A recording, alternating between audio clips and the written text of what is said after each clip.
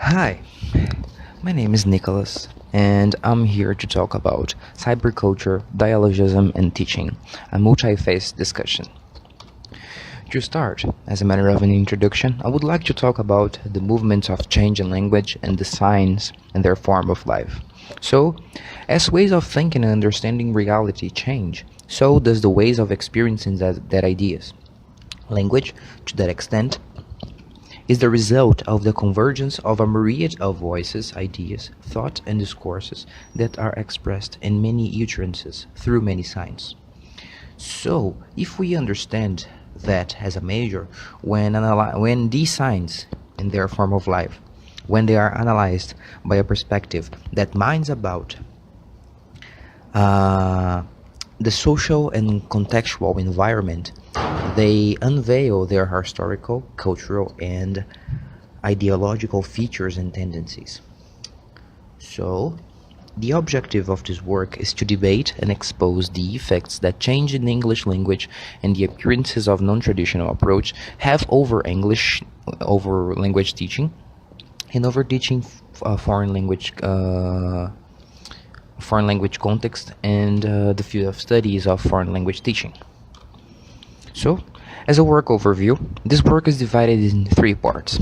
At first, I will talk about cultural and linguistic aspects of English in contemporary world. After that, I'll talk about language in context, the theories and approaches which are regarded to this contemporary world, and after that, in the third part, I will conclude with some issues, trying to tie up together most of the things that I've been talking about until now. So, at first, let's start talking about cultural and linguistic aspects of English in contemporary world. So, understanding the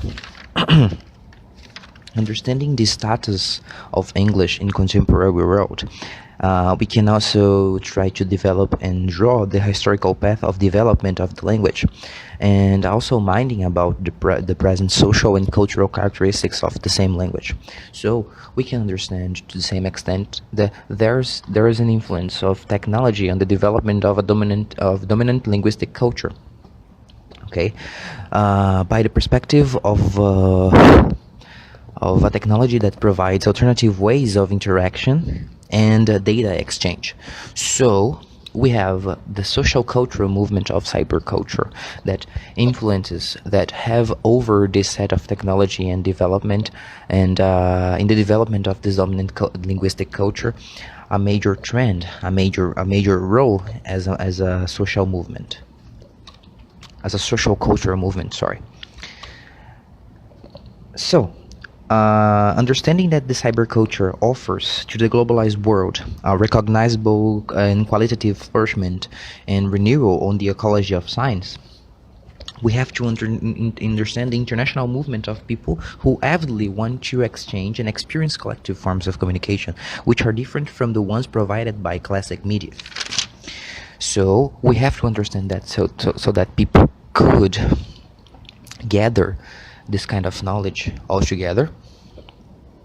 They have to share, they have to have a common shared code. So looking at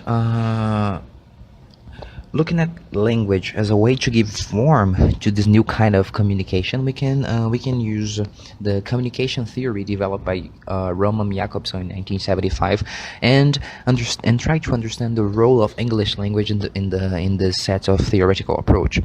So here we have all the the features of linguistic communication, and here we see that the code play one of the main roles on it. So we have a context, which is the one we're talking about, of technological development and a status of a dominant linguistic culture, sender and receiver, okay, which are part of this message coming through the channel, which are these new ways of communicating, and the message itself, which is the content that those subjects will relate to other subjects. Okay, so subjects must deal a common and broad code that fulfill the expectations provided by the context, by the contextual situation, extending that to new channels or new ways to transmit and receive information in this new set of technological culture and dominant linguistic features. So, we have to understand the role of English language then, considering this broad code which is inserted in a new context. So, understanding that English is a common language of choice, okay, a common linguistic code among speakers who come from different lingua cultural backgrounds and share similar concepts in regard to linguistic culture. We can understand, and we do understand English as a lingua franca, as a global language. Okay, so we have to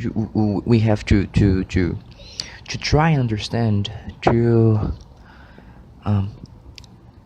look more precisely to the colonial influence on language. So we have historically affirmed an English speaking imperialism, which do influence in this new set of economical traits, so that language can develop the way it is nowadays. So, understanding the power that comes within an English-speaking imperialism, we have language as power provider of global actions in a contemporary society, in an actual scenario, because nowadays we can understand that subjects inserted in different societies, they have to understand this language, this new common shared code, this new broad international code, as power provided nowadays to exchange information and connect to each other with no time delay, and also minding their own ideas, talking the things that they want to talk about, not anymore about, for example, native speakers culture, or anyhow relating themselves to a new game of language, into a new form of life. So we have plural dimensions of language and communal dialogue stances.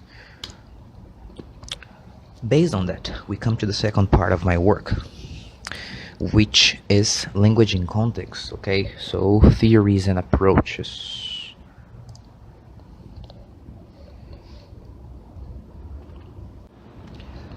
So, as a result, we have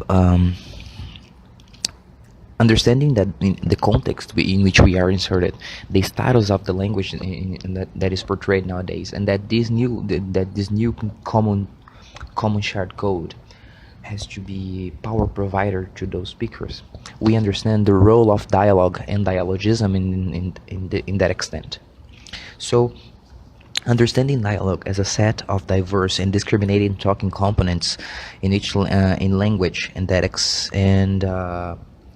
that this dialogue will be the expression of those components, influencing and having a great influence on self-formation.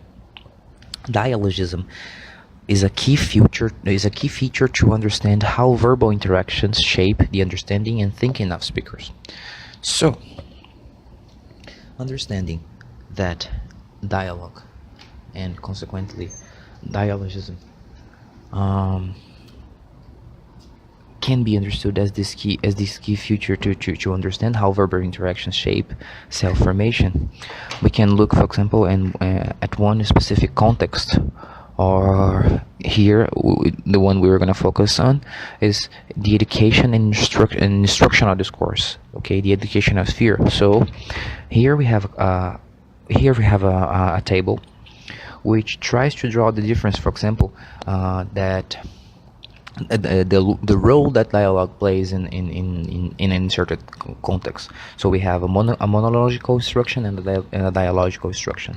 So, understanding the main differences, for example, from a place that minds about having everyone's voices heard, okay, which is a dialogical one, in regard to one in which you're going to have recitation, just the transmission of knowledge, not the transformation of understandings, and so on and so forth. We see the difference between a place that minds about what the students care previously from their interactions, from their self formations, and how can this be interesting for teachers to use this inside of a classroom. Other example can be found on the article. I didn't put the reference here, but developed by Lin in 2004, which is named by Introducing a Critical Pedagogy and Curriculum, a feminist reflexive account. So in this article as well, she's minding about, for example, the dialogical features and how good can it be inside of a educational feature. So there she talks about the role of communication and dialogically discussed agenda in class, and the main role of this dialogue of having a dialogical experience inside of a class is also to re-experience the ordinary features of daily life, talking about a meta-reflexive awareness, a self-reflexive awareness.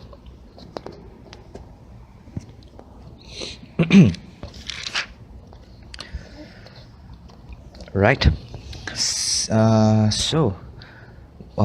Therefore, we can understand that discourse is imbued within a variety of voices that helps comprehending the value of dialogue in a classroom, as well as providing critical and meta-reflexive space for students' understanding of their role, position, and power that affect over society, and which are the ones that affect them. Okay, to take some instances about it, we have a broader context in which English language is inserted, and this context has to be in this context shows itself to be a power provider to these subjects. So, as a matter of a conclusion, we can understand that there are effects of these scenarios of English language, this portrayal of a status of English language to English teachers, indeed. So. Those teachers, they have to show, or they usually show, they have been showing critical possibilities of approaches. Okay, understanding the dialogical features that can be pertained to a classroom if they seek these or these objectives. Okay, and most of these objectives trying to propose a meta-reflexive awareness. We also have to think about the role of schools in that being power providers through a linguistic empowerment. They have to provide per itself powerful and critical knowledge. Okay, and at last, teachers have to mind the exploration of changing social environment, and here we're talking about mostly cyberculture, in which teachers, they have to have an understanding over the multiple voices that build these discourses, or instructional discourses in the case of educational value. I hope you have understood most of my concerns here, and if you have any question, please let me know. Bye.